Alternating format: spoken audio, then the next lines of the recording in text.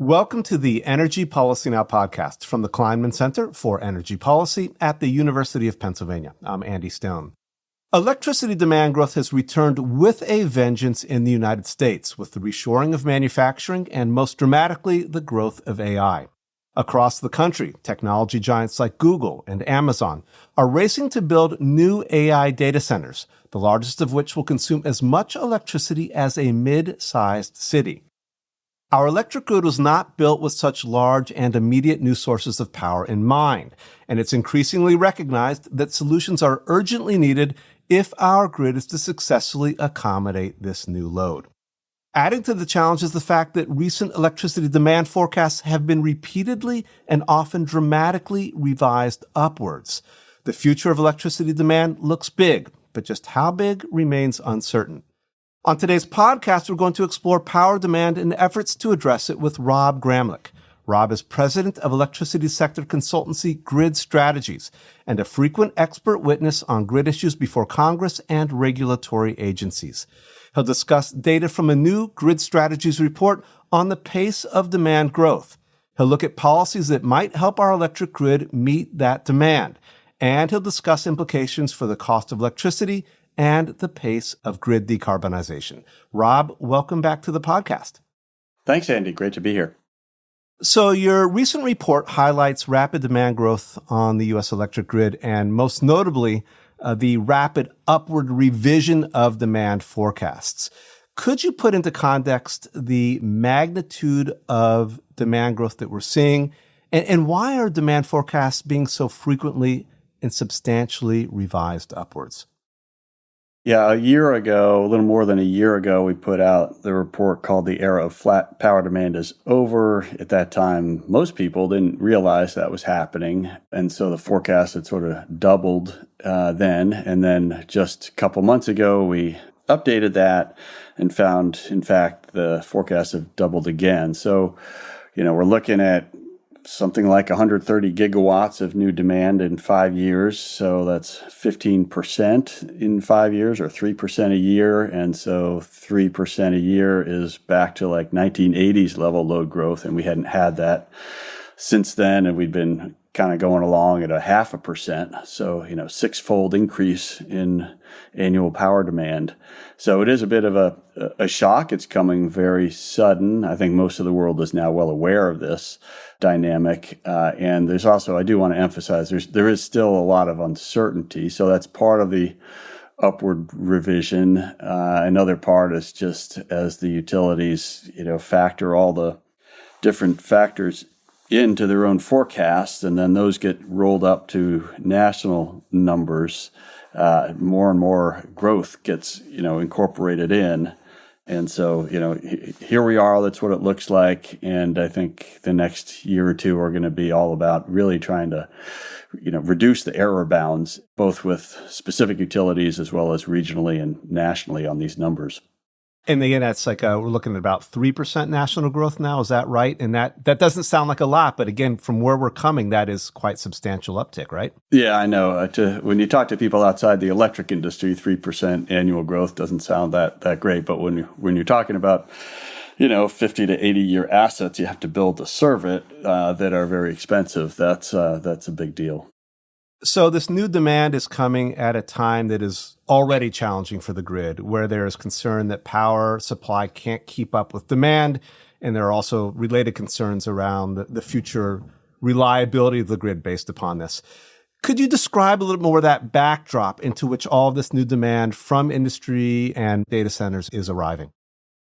So first of all, with sort of the backbone transmission network we inherited, most of us who are professionals in this space came to it after there had been a huge grid build out in the 70s and 80s. And so like when I got involved in the 90s, you just kind of assumed there was enough transmission capacity and didn't have to worry about it a lot. Well, that's all been used up, right? So the grid constraints are now well known and they're significant and they affect all sorts of things like the generator interconnection queues, where, every new generator is sort of becomes the straw that broke the camel's back and a big network upgrade is needed to connect them. And then that creates delay and cost. And so that's the grid infrastructure. And on the generation side, it's just been kind of slow connecting all the new generation, partly because of interconnection queues, but also the market didn't think we needed a lot, and there wasn't much firm generation being built in these markets. So, now there's obviously a very strong market signal in capacity markets and in outside of the markets in the vertically integrated world in the integrated resource plans. Those are kind of hot right now. There are lots of generation plans going on there, which again is sort of new. So both in the market area and non-market areas, there's a hustling up of ways to meet the supply growth needs. So you're talking there about the areas of the country where there are, competitive markets for wholesale electricity and also, the kind of the traditional vertically integrated utilities. That's right. Yeah. So think of the Northeast has the competitive generation areas, including plus Texas and California, and most of the rest of the country is the vertically integrated model. So yeah, different process to go through for the generation expansion needs. And I think, as we'll get to a little bit later, the strategies maybe for addressing all of this new load in those two types of areas might be different as well. I think we'll get into that. Yeah. So load, I want to point out, is not growing at a uniform pace around the country. There are certain regions, as you point out in your report, that are experiencing much more rapid growth in electricity demand than others. Can you just give us kind of the map? Where are these areas, and to what extent are the supply and reliability challenges that we've begun to talk about intensified in these areas?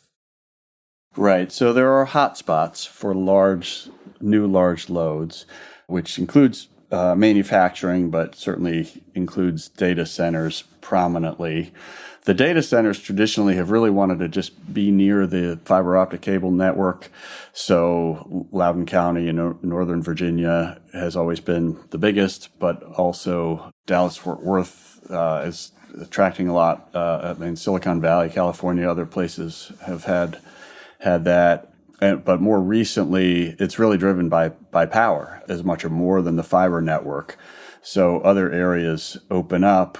The Atlanta area, they had Georgia Power had nuclear power coming online. They had some power availability. Texas is a pretty relatively easy place to build generation and transmission, so that was attractive, I think, for new large loads as well as crypto, part of the new large loads. Parts of the Northwest, Arizona, and some other areas, Illinois, are other areas that come into that picture. So, some of these areas are really getting a lot, in some cases, maybe more than they can handle. I should have said Columbus area, Ohio, that's getting a lot.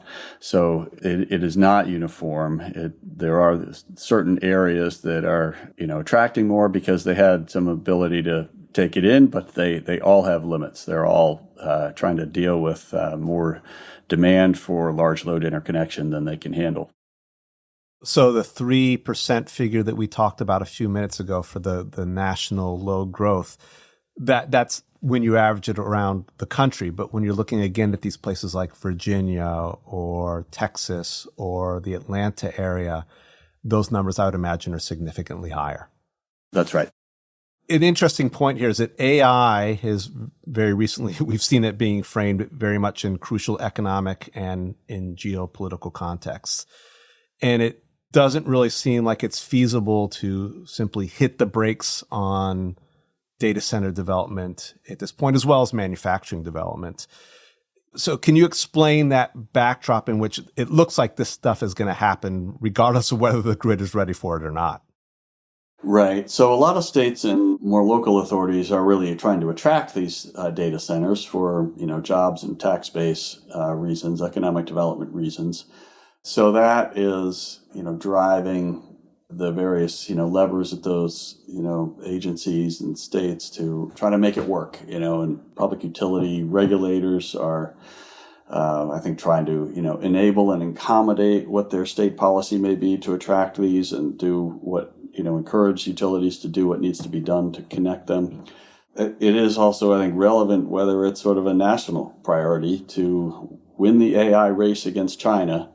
We're certainly seeing a lot of comments to that effect from the incoming administration, but even before then, it was a top activity of the closing weeks and months of the Biden administration to accommodate new data center load to do AI here. Certainly, the national security apparatus here in Washington, D.C. is very interested in getting as much of that work, those machines, processors in U.S.-based data centers rather than abroad. So that affects our ability to do that. When you get tough questions about permitting a local transmission line to serve that need, it's hard for policymakers to approve those things. But when you have this overlay of very high level governor and White House national policy pushing to get things done, then you can see that some of those tough local questions get resolved, and not everybody's going to be happy about it, but things can get permitted and infrastructure can get built. Yeah, I'd like to take just a step back here for just a moment, just to put this into further context. So as your report points out, we have seen rapid electricity demand growth before, and actually much higher demand growth than we are experiencing or expect to experience over the next few years. Looking at the 50s and 60s, you point out how high that had gotten. What makes addressing load growth, demand growth, so difficult by comparison today? Yeah, that's right. And that was, we hoped, one of the unique contributions that our Grid Strategies report could provide here, because I think it is relevant that we've done this before as a nation. 3% actually isn't that high. It's only half as much as the 50s and 60s, and so we can do it. But what's changed is we just have different processes for permitting everything these days than we did in the old days, right? Everything is harder, from housing to you name it. We also, I think, lost a lot of muscle memory in the electric industry to do this. I call it a load growth mindset, which we haven't had for decades. And so the people who, built their careers doing it in the latter half of the last century are just not around. And then electrical equipment and things like that and human resource, capability, talent are issues. We don't have the electrical equipment. There are so many engineering schools that don't even have power systems engineering anymore. These are problems. These things are slow to fix. But on the other hand, they are fixable. They are, we have shown as a country we can meet this type of growth. We just have to accelerate those things, accelerate supply chain, accelerate trained people to do the work. And I think, that's why it's one of the reasons we got out there to try to, raise the alarms a little bit about this, of all the things that need to happen to meet this type of growth. Well, it's interesting you bring up the issue of nuclear and of manpower and know-how. My understanding is that one of the issues that the nuclear industry has faced in recent decades, as projects have moved forward or not moved forward, is the workforce of the 70s and 80s that was building so many nuclear power plants no longer exists, and that expertise has to have been rebuilt, I guess, at least for the large traditional plants.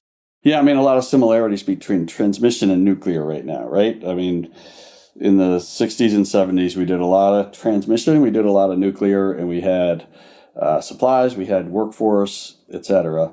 Neither of them did very much for the 50 years after that.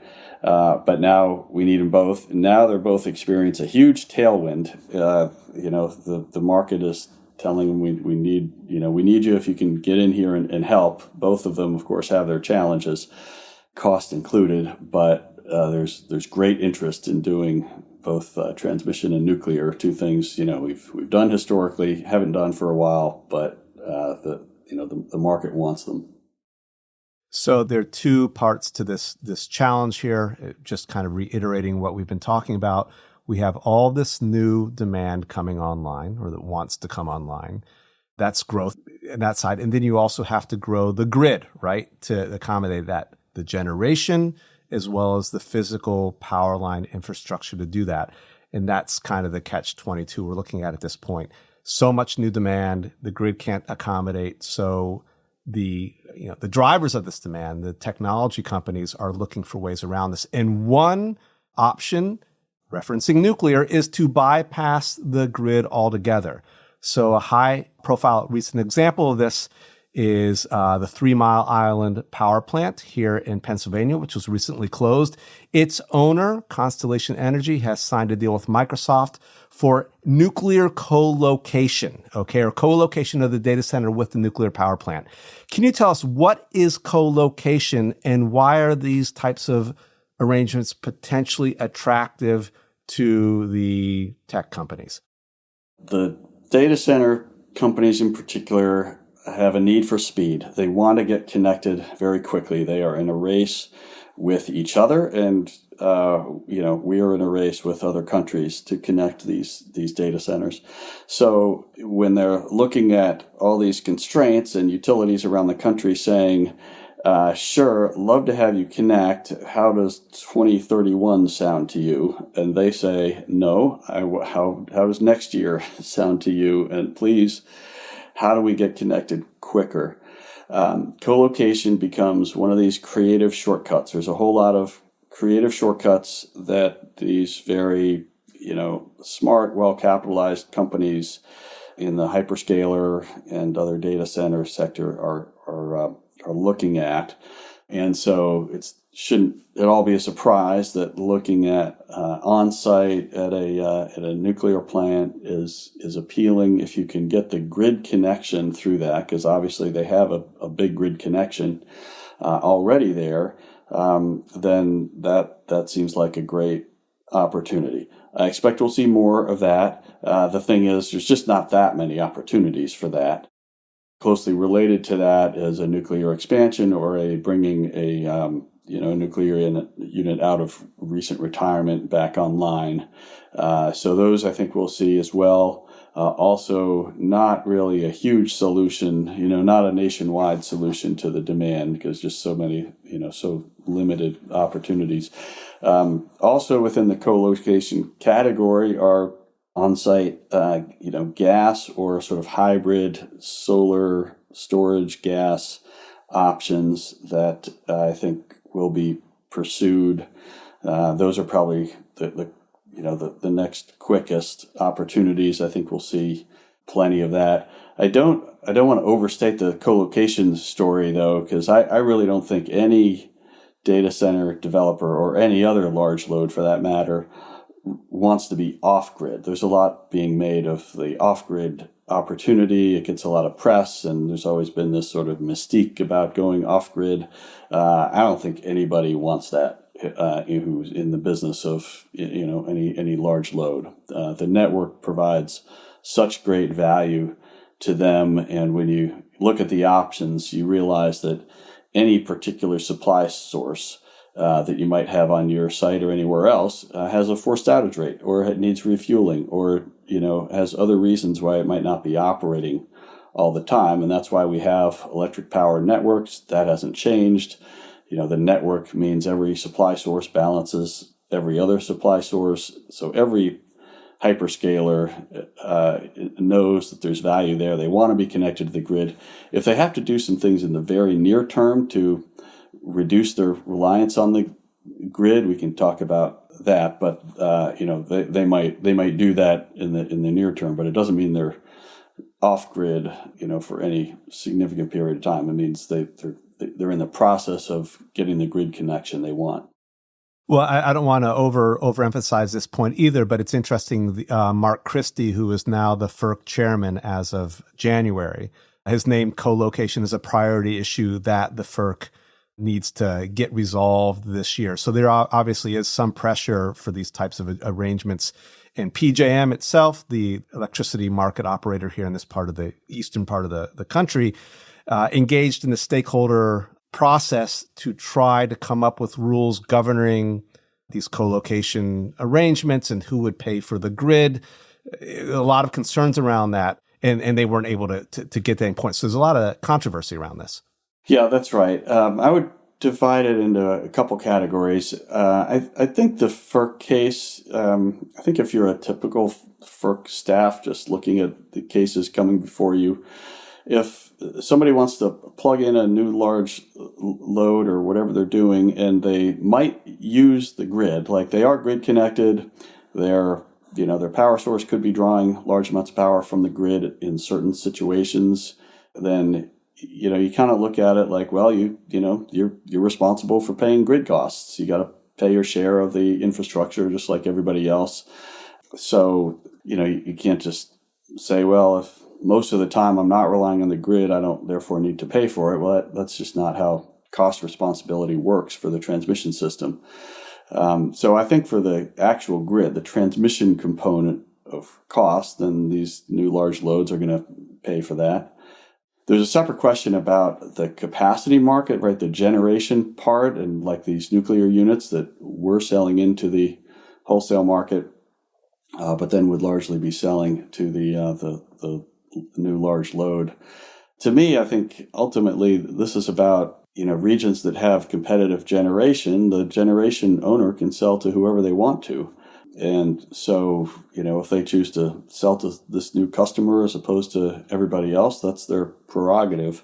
The tariffs and the protocols around capacity markets in certain regions make that not quite as simple as I just described, but I think that's where it leads eventually, is that, anybody who's got power to sell is going to sell to whoever they want to. And these new large loads are looking for those power purchase agreements, and so they're gonna find them. There is a question, I think, that then goes to the states, your state, Pennsylvania, as well as other states, of, oh, wait a minute, how come my normal residential ratepayers aren't getting the benefit of this hedging or this, procurement of power long term? How come this valuable power is just now all going to these new, the wealthiest companies in the world? Why don't regular people get to have that power? And I wish they had asked that question 3 years ago. They could have procured it, right? It's power out on the market. Nobody bought it. So I think the states need to get better about hedging for regular people. You just started to broach a new subject here, and I want to dive a little bit more deeply into it. And this is the question of who's going to pay for all this grid infrastructure, right? So you've got these large, very wealthy tech companies that are coming in. It's interesting. I've been doing some reading, and they're not even so concerned about, the cost of energy. They just want access to it at this point because their, businesses are so critically dependent on getting the electricity they need. But, there is, as you mentioned also earlier, there's some uncertainty around how much demand these data centers are going to drive. It's still to be seen. And there is a risk, for example, that in anticipation of there being much new demand, the grid is built out to accommodate that over a number of years. And then that demand doesn't materialize, but somebody gets paid for these semi or stranded assets, whatever you want to call them. Can you talk about the risks, who they might fall upon for these costs, and some of the solutions that have been proposed to make sure that those who are most benefiting from these new developments might actually pay for them? This is a major, area of work and activity, particularly at state commissions and with states now, to avoid this scenario that you described well of, somebody says, I need 100 megawatts to serve my new very large load. And, then the utility goes and starts to build out the network to serve them. And what if they don't materialize, or they end up using much less energy in the future for whatever reason? Then it's like the, existing rate base, the residential, commercial, industrial customers who are there, who are left holding the bag. So this is, it's a classic regulatory risk question. And the job of the Public Utility Commission is to, have fair allocation of costs and, shield regular consumers and ratepayers from such risk. So there are solutions out there, and I think the hyperscalers themselves and the new large loads generally, recognize this is a concern and are trying to, manage it, mitigate. From what I see, they are, operating in this regulatory process to avoid that. And they're agreeing to things like long-term financial commitments so that, they pay up front. And if they don't materialize or use the energy in the future, they still are on the hook to pay, which means the other ratepayers do not have to pay. Now, there's a lot of details in those, and there's settlements going on in, AEP Ohio. I think Duke has a new policy. Georgia Power has a policy on this. I think every hotspot is already deep into this and figuring out some form of that where there's a financial commitment. The other aspect of that financial commitment is that then you can really kind of determine how much of this load is quote unquote real, right? Like there is, as we started this discussion talking about the error bounds, we don't really have a solid estimate on whether that's 3% nationally or, whether it's, 10% at some specific utility or 1% or 20%, it's still uncertainty. But the more these large loads kind of lock in their deal, and then the utility says, okay, this much load is locked in, this is very certain because they're paying me no matter what. So they got real skin in the game. Then you can really kind of, sort out the locked in certain load versus the uncertain, more speculative, and then we'll get better load forecasting, and that helps, the whole process. The regional transmission planners included will have much better knowledge, and the wholesale power markets and participants in that will have better knowledge about what the actual load is.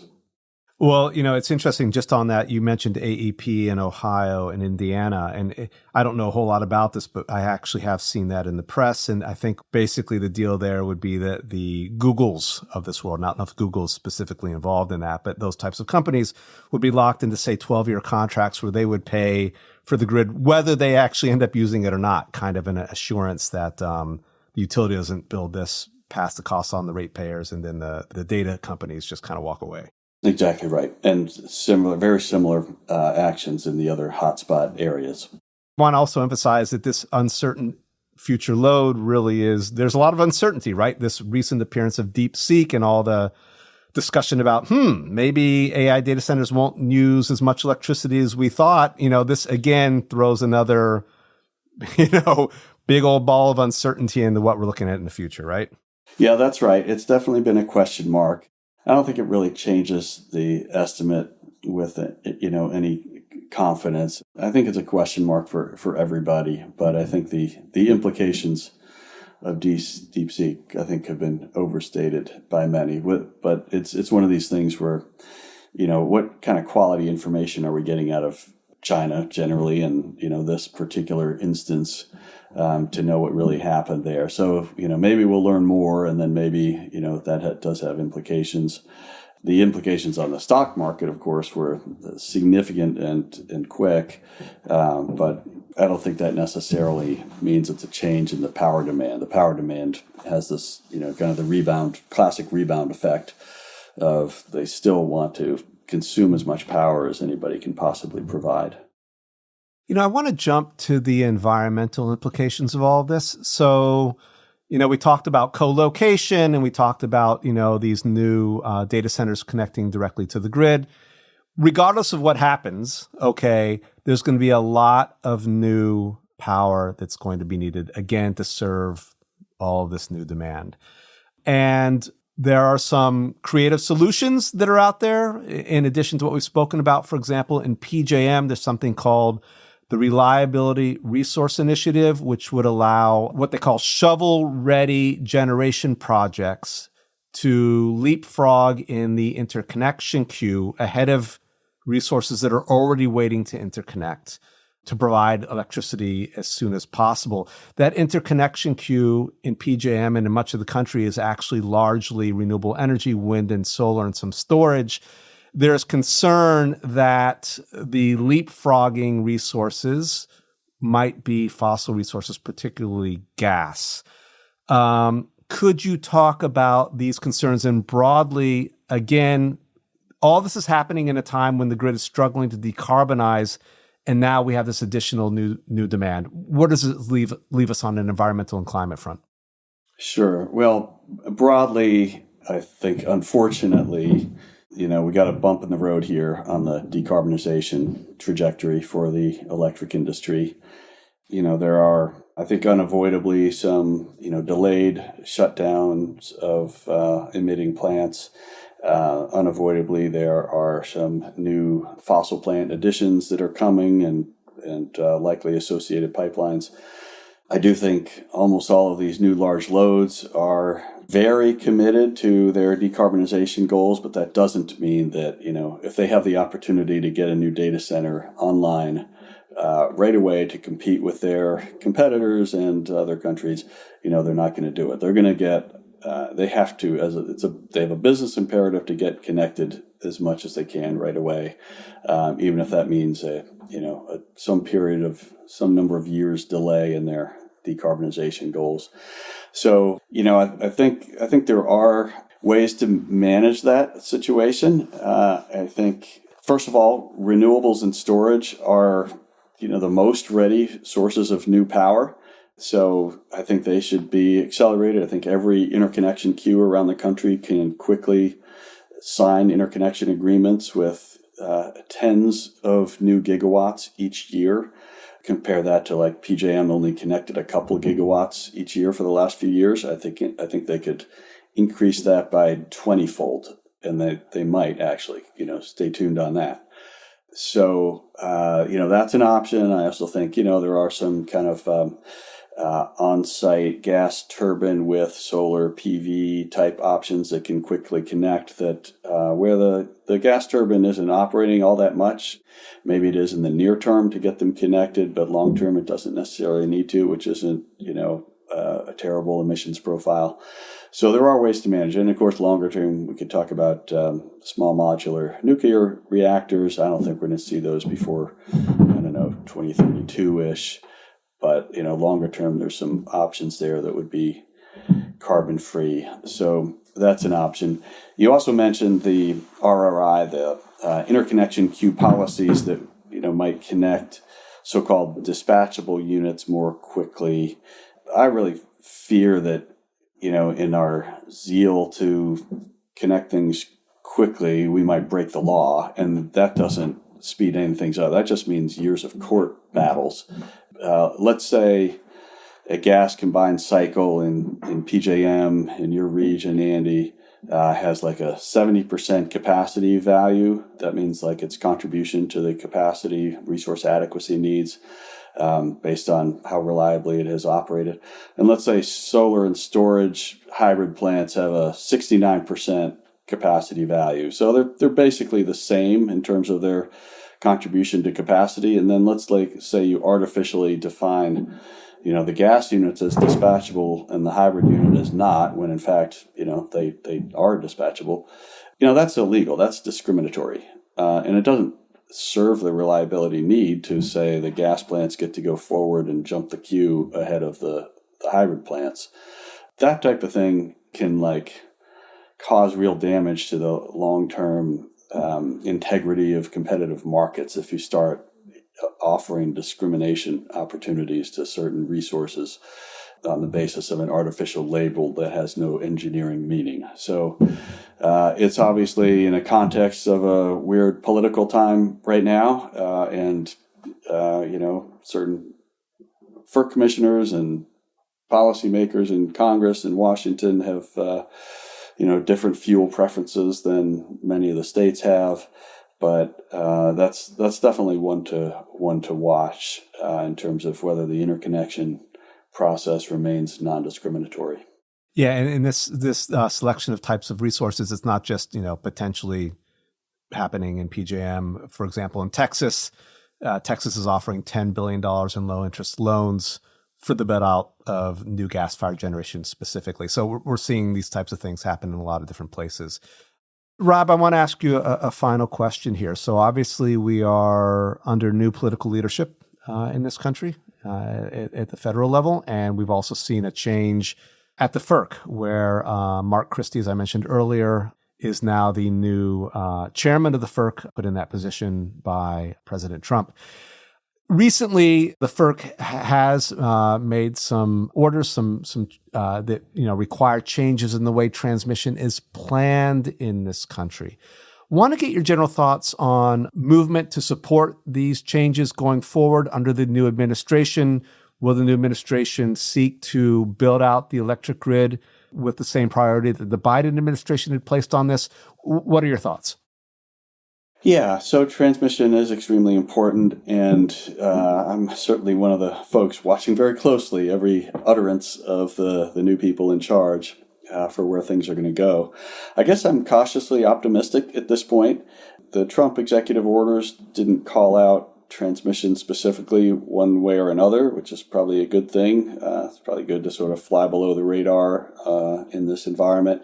But Secretary Wright has said a number of very positive things about transmission in his confirmation hearing, and then in his statement. There's a written memo that he issued upon taking the reins over at the Department of Energy.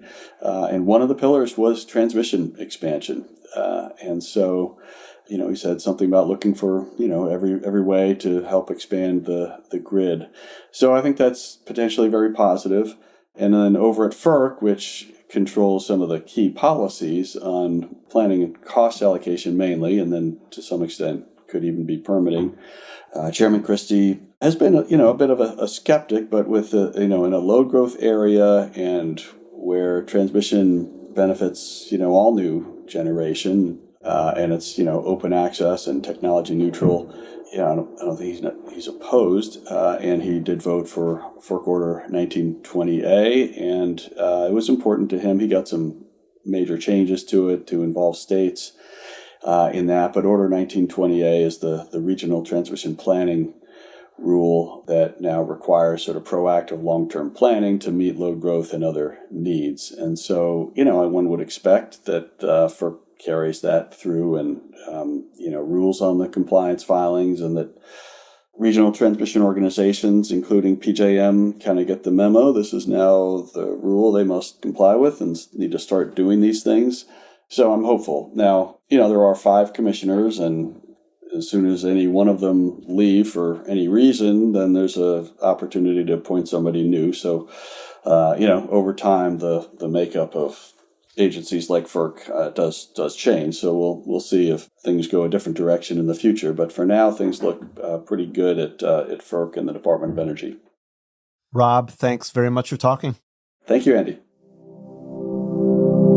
Today's guest has been Rob Gramlich, president of Grid Strategies. Visit the Kleinman Center for Energy Policy website for more energy policy insights, including research, blog posts, and live events with leaders from government, academia, and industry.